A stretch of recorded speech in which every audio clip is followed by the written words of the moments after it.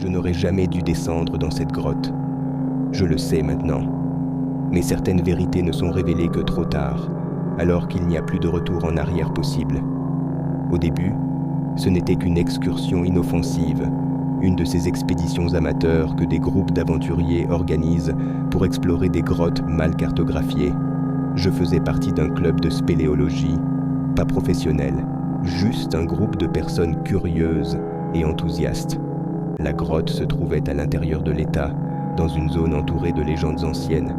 On dit qu'il y a des siècles, les tribus indigènes évitaient cet endroit, l'appelant la bouche de la nuit. Ils n'ont donné aucune explication, ils ont simplement refusé de s'approcher. Comme tout bon sceptique, j'ai ignoré les avertissements. C'était juste du folklore, des histoires pour éloigner les curieux. Jusqu'au moment où nous avons franchi le seuil, j'ai ressenti quelque chose de différent. L'air semblait plus lourd ici, l'humidité condensée en une odeur étrange, pas seulement celle de la terre mouillée, mais quelque chose de plus dense, comme de la chair en décomposition sous la pierre. Le genre d'odeur qui reste dans la gorge, qui donne un léger retournement d'estomac. Nous n'entendions que le ruissellement de l'eau résonnant entre les rochers et le bruit étouffé de notre propre respiration. La grotte était profonde, beaucoup plus profonde que nous l'imaginions. Au fur et à mesure que nous descendions, le froid s'intensifiait. Tout a commencé avec une brise froide, puis est venu un frisson constant, comme si quelque chose d'invisible glissait sur notre peau. Je me souviens du moment exact où j'ai réalisé que quelque chose n'allait pas. Ce n'était ni un son, ni une vision. C'était un moment de certitude absolue, comme un réveil d'instinct primitif, une horrible sensation d'être surveillé. Le pire, c'est que, rationnellement, je savais que c'était impossible. Nous étions à plusieurs mètres sous terre, entourés uniquement de pierres. Mais pour une raison quelconque, mon esprit me disait qu'il y avait quelque chose au-delà de nous. L'un des collègues, Daniel, a également commencé à agir bizarrement. Il a arrêté de parler autant et regardait souvent en arrière. Quand je lui ai demandé ce que c'était, il a simplement répondu « Tu ne le sens pas ?» Je l'ai senti, mais je ne voulais pas l'admettre. J'ai préféré m'en tenir à la logique, le manque d'oxygène, la fatigue, le soupçon de peur qui se répandait dans le groupe. Des choses comme ça se produisent dans des endroits fermés et sombres. C'est alors que nous avons trouvé la fissure, une ouverture étroite au milieu de la paroi rocheuse. Ce n'était pas sur la carte. Aucun document de grotte ne le mentionnait. Ça ne devrait pas être là. Daniel fut le premier à s'approcher. Avec la lampe de poche, il a essayé d'éclairer l'intérieur, mais l'obscurité semblait avaler la lumière. Pas de reflet, pas de surface visible, juste le vide absolu. Il s'est tourné vers nous et a souri. Mais quelque chose dans ce sourire m'a dérangé. Cela ressemblait à un réflexe inconscient, comme si les muscles de son visage avaient bougé involontairement. Et puis, il murmura quelque chose. C'était bas, à peine audible, mais je jure que je l'ai entendu. Il me sourit en retour. Pendant un moment, personne n'a réagi. Le silence s'est répandu entre nous, comme un brouillard suffocant. J'ai regardé Daniel, m'attendant à ce qu'il rie, qu'il dise que c'était juste une mauvaise blague pour nous faire peur.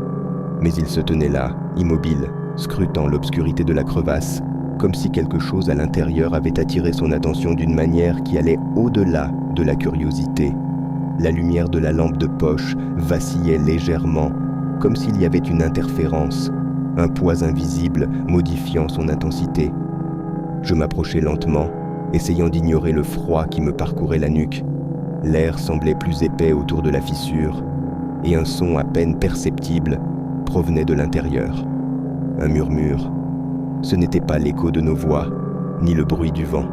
C'était quelque chose de plus calme, d'inégal, comme le son humide de lèvres s'entr'ouvrant dans un sourire trop large. Quand j'ai touché l'épaule de Daniel pour l'éloigner, il a fait un petit sursaut, comme s'il se réveillait d'une transe. Il s'est lentement tourné vers moi, et ce que j'ai vu m'a immédiatement fait reculer. Ses yeux étaient écarquillés, remplis d'une lueur humide et tremblante, comme s'il retenait une émotion qu'il ne pouvait pas exprimer. Mais le pire, c'était sa bouche. Le sourire était toujours là, mais il semblait faux, trop large, les coins s'étirant au-delà de ce qui était naturel. « Tu as vu ?» demanda-t-il, mais sa voix n'était plus la même. C'était déformé, comme si trop de mots essayaient de sortir en même temps. Je n'ai pas répondu. Tout mon corps hurlait pour m'éloigner, pour courir, mais les murs de la grotte semblaient se refermer sur nous. Le reste du groupe a réalisé que quelque chose se passait. Fernanda, la plus sceptique d'entre nous, s'est approchée et a secoué la tête avec impatience. « Assez. Vous êtes trop impressionnable, » dit-il en repoussant Daniel et en éclairant la crevasse avec sa lampe de poche. Au même moment, le faisceau lumineux vacilla violemment, puis s'éteignit. Toutes les lanternes se sont éteintes.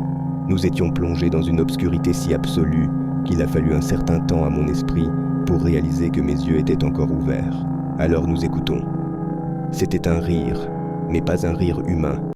C'était quelque chose de plus profond, guttural, qui résonnait à l'intérieur des rochers, comme si la grotte elle-même se moquait de nous.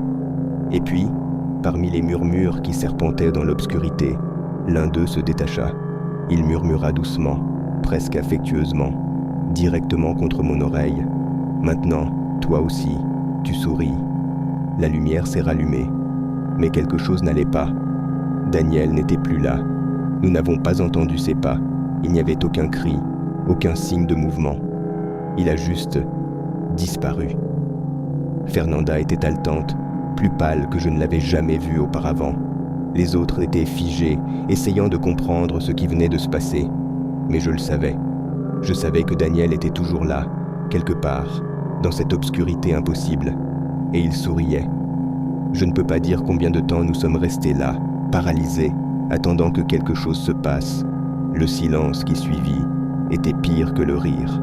Ce genre de silence qui n'est pas naturel, qui n'a pas sa place dans un endroit où il devrait y avoir de la vie. L'air était plus lourd, et la grotte semblait s'être transformée en quelque chose de vivant, de palpitant, comme si elle nous observait. Mes yeux scrutaient l'obscurité à la recherche de Daniel, mais il n'y avait rien, aucune trace de lui. Pas d'empreinte, pas de bruit, rien, comme si cela n'avait jamais existé. Et puis, le premier à briser la torpeur fut Eduardo. « Il faut qu'on sorte d'ici, tout de suite. » Sa voix semblait rauque, comme si quelque chose lui serrait la gorge. Personne n'était en désaccord. Mais au fond, nous savions tous que sortir de là ne serait pas si facile. Fernanda hésita, tenant toujours la lampe de poche, les lèvres tremblantes. Nous ne pouvons pas simplement laisser Daniel. Sa voix s'éteignit avant qu'il ne puisse terminer sa phrase. Personne ne savait quoi dire. Il n'y avait aucune logique à rechercher quelqu'un qui avait disparu sans explication, sans même un bruit. Mais il n'y avait aucune logique à rester là en attendant que quelque chose de pire se produise. Nous avons donc fait le premier pas en arrière, vers la sortie, et c'est à ce moment-là que nous l'avons entendu. Mesures, venant de l'intérieur de la faille. Ils étaient lents, traînants, comme si quelque chose se déplaçait avec difficulté, frottant ses pieds contre la pierre humide. Mon sang s'est glacé. Si c'était Daniel, il nous aurait appelés, il aurait crié, mais ça marchait simplement, se rapprochant. L'obscurité à l'intérieur de la fissure semblait plus épaisse, comme si quelque chose était sur le point d'émerger. Et puis, un chiffre. La lampe de poche vacillait, tandis que Fernanda levait instinctivement le faisceau lumineux. Ce que nous avons vu était pire que tout ce que mon esprit pouvait concevoir. C'était Daniel, ou quelque chose qui utilisait sa forme. Mais quelque chose n'allait vraiment pas. Son visage ne semblait plus fait de chair. C'était comme s'il avait été étiré, moulé en quelque chose d'artificiel, ses yeux trop enfoncés, son sourire encore plus grand qu'avant, s'étendant sur son visage jusqu'à presque toucher ses oreilles. Il fit un pas en avant, et nous entendîmes le craquement sec des os qui bougeaient dans le mauvais sens. « Tu as vu ?» La voix était un murmure fragmenté, comme un écho dans un espace qui ne devrait pas exister. Il sourit à l'intérieur de toi. Maintenant, je ne sais pas qui a crié en premier. C'était peut-être moi. Je me souviens juste que tout le monde s'est retourné en même temps et a commencé à courir. La grotte, autrefois un chemin relativement simple, ressemblait désormais à un labyrinthe sans fin. Les murs semblaient se refermer et l'air devenait plus épais à chaque respiration. Les pas derrière nous continuaient, mais ils n'étaient pas pressés. Ils n'avaient pas besoin de l'être, parce que ce qui était là nous possédait déjà d'une certaine manière. Je pouvais le sentir. Et au fond de mon esprit, quelque chose en moi voulait aussi sourire. La course était instinctive, un réflexe d'instinct de préservation primitif. Mais à chaque pas, je sentais quelque chose changer en moi. Ce n'était pas seulement de la peur, c'était comme si quelque chose s'installait, prenait racine dans mon esprit, se propageait comme une fissure invisible qui menaçait de déchirer ma santé mentale en deux. Mon cœur battait fort dans ma poitrine, mes poumons brûlaient, mais je ne pouvais pas m'arrêter. Aucun d'entre nous n'aurait pu. Nous courions sur ce qui aurait dû être le chemin du retour, mais quelque chose n'allait pas. Les formations rocheuses semblaient différentes, les couloirs s'étendaient plus loin qu'ils n'auraient dû, et la sortie. Où était la sortie ?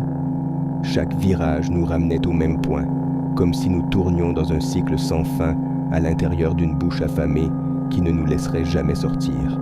Derrière nous, les pas continuaient, inexorables, sans hâte. Le bruit était celui d'un frottement sec, le glissement de quelque chose qui n'avait plus la rigidité des os humains. À chaque instant, je sentais une présence se rapprocher de plus en plus. Un poids invisible qui pesait sur mon crâne, me murmurant à l'oreille des mots qui n'étaient pas des mots, mais des idées, des concepts, des fragments de quelque chose d'ancien et de faux. C'est alors que Fernanda est tombée. Je n'ai pas vu exactement ce qui s'est passé, j'ai juste entendu le cri étranglé et le bruit de son corps frappant le sol humide de la grotte. Edward essaya de s'arrêter, mais au moment où il regarda en arrière, il émit un bruit faible, un son de pur déni, comme si son esprit ne pouvait pas traiter ce qu'il voyait. Je n'ai pas regardé. Je savais que je ne pouvais pas regarder. Si je regardais, quelque chose en moi céderait. Mais j'ai entendu. J'entendis le bruit de quelque chose qui bougeait dans le noir, un craquement, un gémissement étouffé, qui fut soudainement interrompu. Et puis, j'ai entendu ce que je craignais le plus, sa respiration. Il était toujours là, mais ce n'était plus Fernanda. « N'arrête pas », bégaya Edward, sa voix ressemblant plus à un sanglot qu'à un ordre. Et j'ai obéi. Nous avons couru. Nous courions comme des rats coincés dans une structure de pierre qui n'avait plus de sens. Le froid était désormais insupportable, pas le froid ordinaire, mais celui qui vient de l'intérieur, celui qui ne se dissipe pas, qui ne peut être chassé par la chaleur. Un froid qui s'installe dans les os et les pensées. C'est alors que je l'ai vue. Le mur. Elle était couverte de symboles. Ce n'étaient pas des dessins ordinaires, ce n'étaient pas des traces laissées par des civilisations anciennes. C'étaient des sourires, des centaines, des milliers de sourires gravés dans la pierre, chacun différent des autres, mais tous tordus de manière contre nature, comme s'ils avaient été sculptés par quelque chose qui ne comprenait pas pleinement la forme humaine. Et entre eux, il y avait des yeux qui n'étaient pas que des dessins. Ils nous observaient, ils ont vu à l'intérieur de nous. C'est là que j'ai réalisé la vérité. Il n'y avait aucune issue. Il n'y en a jamais eu. Et pourtant, quelque chose en moi s'est mis à rire. Je ne sais pas exactement quand j'ai arrêté de courir. C'est peut-être quand j'ai réalisé que cela ne faisait plus de différence. Edward était toujours à côté de moi, mais ses yeux avaient changé. Il y avait quelque chose qui n'allait pas chez eux, une brillance humide, une agitation qui ne lui appartenait pas. Il respirait lourdement, ses mains tremblaient, et son visage était pâle comme de la cire. Mais ce qui m'effrayait le plus, c'était sa bouche. Les muscles qui l'entouraient semblaient tendus, contractés comme s'ils combattaient en quelque chose, comme s'ils empêchaient un sourire de se former. « Il est en nous », murmura Eduardo, et sa voix se brisa au milieu d'une phrase. « Il n'a pas besoin de cette faille. Il n'en a jamais eu besoin. Il est déjà là. » Mon esprit a refusé de l'accepter. C'était impossible. Mais la vérité était claire, gravée dans les murs de pierre qui semblaient désormais vivants, vibrant imperceptiblement, comme une créature endormie sous la surface. Je pouvais le sentir. Ce n'était pas seulement de la peur, ce n'était pas seulement de la paranoïa. Quelque chose s'était glissé en nous. Et puis Edward a commencé à rire. C'était d'abord un petit bruit étouffé, comme un hoquet nerveux. Mais il ne pouvait pas s'arrêter. Le rire grandit, se répandit, et ses yeux s'écarquillèrent d'horreur, tandis que sa propre bouche se tordait contre sa volonté. Il tomba à genoux, pressant ses mains contre son visage, ses doigts s'enfonçant dans sa propre peau, comme s'il essayait de empêcher que cela se produise. Je ne veux pas sourire. » Sa voix était un mélange de désespoir et de terreur absolue, mais c'était inutile. Le rire ne s'est pas arrêté. Je reculais, mon corps tremblant de manière incontrôlable. Je voulais l'aider, je voulais le tirer, le traîner avec moi loin de cet enfer. Mais quelque chose m'a arrêté. Et puis, j'ai compris. La fissure n'a jamais été l'entrée. Nous l'étions. C'était toujours en attente. Pas à l'intérieur de la grotte, pas dans l'ombre, mais à l'intérieur de nous. Un reflet, une distorsion qui s'est nourrie de la perception. Quand nous avons regardé dans la fissure, quand nous avons entendu ce rire, quand nous avons ressenti cette présence, c'est à ce moment-là que nous en sommes devenus une partie. Il ne nous a pas chassés, il nous a transformés.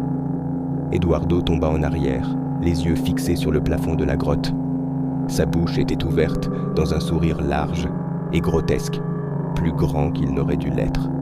Ses dents exposées brillaient dans la faible lumière de la lampe de poche qui tremblait toujours dans ma main. Mais ses yeux étaient toujours vivants et ils m'ont vu, ils m'ont reconnu, l'Iran. J'ai couru sans réfléchir, sans me retourner. Je ne sais pas comment, je ne sais pas pourquoi, mais d'une manière ou d'une autre, j'ai retrouvé mon chemin. L'entrée de la grotte se dressait devant moi comme une plaie ouverte, une déchirure dans la réalité qui me recrachait. L'air froid de la nuit m'a frappé au visage comme une gifle et je me suis effondré au sol, étouffé, tremblant, pleurant. Mais ce n'est pas fini, parce que maintenant je vois, dans les reflets des fenêtres, dans les ombres sur le mur, dans des endroits où il ne devrait rien y avoir, toujours là, toujours aux aguets, et parfois, dans le silence du petit matin, quand je suis seul et que le monde est plongé dans l'obscurité, je l'entends rire en moi,